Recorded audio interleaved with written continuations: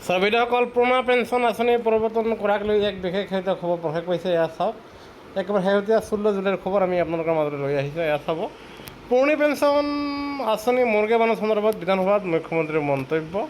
আৰু য'ত কোৱা হৈছে নতুনকৈ নিযুক্তিসকলৰ কৰ্মচাৰীয়ে পুৰণি পেঞ্চন নিবিচাৰে, নতুন পেঞ্চন নীতিহে বিচাৰে। হয় ছাৰবিদাসকল, এয়া চাব, আমি এতিয়া মেইন খবৰ লৈ আহিছোঁ, য'ত কোৱা হৈছে যে নতুনকৈ নিযুক্তি লাভ কৰা নৱপ্ৰজন্মৰ চাকৰিয়ালসকলে পুৰণি পেঞ্চন নীতি OPS নিবিচাৰে বুলি আজি তাৎপৰ্যপূৰ্ণ মন্তব্য কৰে মুখ্যমন্ত্ৰী ডক্টৰ হিমন্ত বিশ্ব শৰ্মাই।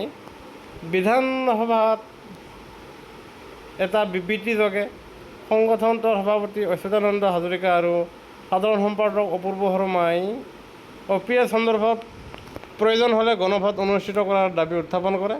বিবৃতিত সংগঠনটোৰ অসম বিধানসভাৰ মুখ্যমন্ত্ৰীয়ে কৰ্মচাৰী পৰিষদৰ নতুন প্ৰজন্মই OPS নিবিচাৰে বুলি কৰা মন্তব্যৰ প্ৰতি গভীৰ উদ্বেগ প্ৰকাশ কৰে।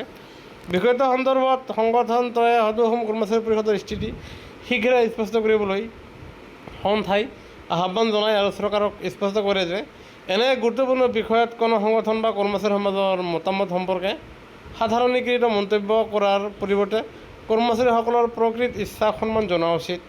যদি চৰকাৰ বা কোনো সংগঠনে দাবী কৰে যে নতুন প্ৰজন্মই OPS নিবিচাৰে, তেন্তে সেই দাবী গণতান্ত্ৰিকভাৱে পৰীক্ষা কৰাৰ আটাইতকৈ গ্ৰহণযোগ্য উপায় হ'ল কৰ্মচাৰীসকলৰ মাজত এক স্বচ্ছ নিৰপেক্ষ আৰু বিশ্বাসযোগ্য গণভোট অনুষ্ঠিত কৰা। তেওঁলোকে কয়, সদৌ অসম চৰকাৰী NPS কৰ্মচাৰী সংস্থাৰ বিশ্বাস, কৰ্মচাৰীৰ ভৱিষ্যত, সামাজিক সুৰক্ষা আৰু অৱসৰকালীন জীৱনৰ সৈতে জড়িত বিষয়ত কোনো ব্যক্তিগত মতামত বা অনুমান নহয়, বৰঞ্চ কৰ্মচাৰীসকলৰ প্ৰকৃত জনমতেই চূড়ান্ত ভিত্তি হ'ব লাগে। সংস্থাই পুনৰবাৰ চৰকাৰক আহ্বান জনাই কয় যে মৰুগীয়া বানচৰ বকেয়া বিনা বিলম্বে মুকলি কৰা হওক। তদুপৰি সকলো চৰকাৰী কৰ্মচাৰীৰ বাবে OPS পুনৰ প্ৰৱৰ্তন কৰাৰ দাবী উত্থাপন কৰে সংগঠনটোৱে। নেতাদ্বয়ে বিবৃতিত কয়, কৰ্মচাৰীৰ ন্যায্য অধিকাৰ, মৰ্যাদা আৰু ভৱিষ্যত সুৰক্ষাৰ স্বাৰ্থত সদৌ অসম চৰকাৰী NPS কৰ্মচাৰী সংস্থা সদায় দায়বদ্ধ থাকিব আৰু শীঘ্ৰে গণতান্ত্ৰিক সংগ্ৰাম তীব্ৰতৰ কৰা হ'ব। ইপিনে সংগঠনটোৱে কৰ্মচাৰীৰ মৰুগীয়া বান্ধ সন্দৰ্ভত প্ৰতিক্ৰিয়া ব্যক্ত কৰে। বিবৃতিটোত সংগঠনটোৱে কয়, চলিত অসম বিধানসভাৰ অধিৱেশনত কৰ্মচাৰীৰ অনাদায় মৰুগীয়া বান্ধৰ বিষয়ৰ আলোচনা আমাৰ দৃষ্টিগোচৰ হৈছে। বিধায়ক অখিল গগৈ, পদ্ম হাজৰিকা সম্বন্ধিত আলোচনাত অংশগ্ৰহণ কৰা সকলক বিধায়কে অসম কৰ্মচাৰী সমাজৰ হৈ ধন্যবাদ জনাইছোঁ।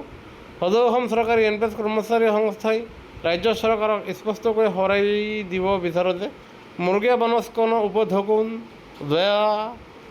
দয়া বা অতিৰিক্ত আৰ্থিক সুবিধা নহয়। ই হৈছে চৰকাৰী কৰ্মচাৰীৰ দৰমহাৰ এক অবিচ্ছেদ্য অংশ, যি নিত্য প্ৰয়োজনীয় সামগ্ৰী আৰু সেৱাৰ মূল্য বৃদ্ধিৰ ফলত কৰ্মচাৰীৰ ক্ৰয় ক্ষমতা বজাই ৰাখিবলৈ প্ৰদান কৰা হয়। জানুৱাৰী মাহৰ পৰা এই বানচ প্ৰদান নকৰিলে মে' মাহলৈকে নিত্য প্ৰয়োজনীয় সামগ্ৰীৰ বৰ্ধিত ব্যয় কৰ্মচাৰীৰ দৰমহাৰ কৰ্তনৰ সৈতে তুলনীয় হ'ব। এইটো কোনোপধ্যেই গ্ৰহণযোগ্য নহয় আৰু সদৌ অসম চৰকাৰী NPS কৰ্মচাৰী সংস্থাই চৰকাৰক মৰুগীয়া বানচৰ বকেয়া অতি শীঘ্ৰে মুকলি কৰাৰ বাবে দাবী জনাইছে আৰু চৰকাৰে যাতে নিশ্চয় গণভোট কৰ্মচাৰীৰ মাজত কৰক। কৰ্মচাৰী সঁচা অৰ্থত NPS বিচাৰে নে OPS বিচাৰে? আপোনালোকৰ সৈতে জড়িত প্ৰতিটো সৰু আমাৰ চেনেলত নিশ্চয় ছাবস্ক্ৰাইব কৰি নাপাব। ধন্যবাদ।